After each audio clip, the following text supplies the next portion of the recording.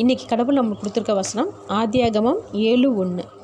கர்த்தர் நோவாவை நோக்கி, நீயும் உன் வீட்டார் அனைவரும் பேழைக்குள் பிரவேசியுங்கள், இந்த சந்ததியில் உன்னை எனக்கு முன்பாக நீதிமானாக கண்டேன். இந்த வசனத்தை கொண்டு கடவுள் நம்மகிட்ட என்ன சொல்கிறது பார்ப்போம். இங்கே கடவுள் நோவாவை நீதிமானாக பார்த்ததால் அவனை சேஃபாக பேழைக்குள்ளே வச்சாரு நம்ம படிக்கிறோம்.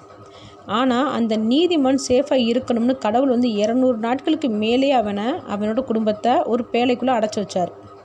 அந்த பேழைக்குள்ளே எல்லா விலங்குகளும் பூச்சிகளும் பறவைகளும் இருந்துச்சு. அதுகளோட நோவாவும் அவனோட வீட்டாரும் எவ்வளோ கஷ்டப்பட்டுருப்பாங்க. அதுகளுக்கு சாப்பாடு கொடுக்கணும், அதில் பாதுகாக்கணும், அதில் சுத்தம் செய்யணும், அதோட கழிவுகளை சுத்தம் பண்ணணும். இப்படி எத்தனையோ கஷ்டமான விஷயத்த கண்டிப்பாக நோவாவும் அவன் குடும்பத்தார் செஞ்சுருப்பாங்க. நோவா இது எனக்கு கஷ்டமாக இருக்கு ஆண்டவரே, எங்களை பேழைக்குள்ளே அடைக்காதீங்கன்னு சொல்லியிருந்தாங்கன்னா அவங்க அழிஞ்சு போயிருப்பாங்க.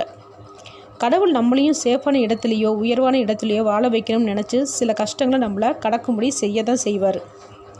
நம்ம எல்லாரும் என்ன நினைக்கிறோம்னா, ஏன் ஆண்டவரே எனக்கு இவ்வளோ கஷ்டம், நீங்கள் சொன்னது வேறு, இப்போ நடந்துட்டு இருக்கிறது வேறு நம்ம கேள்வி கேட்குறோம் கடவுளை பார்த்து.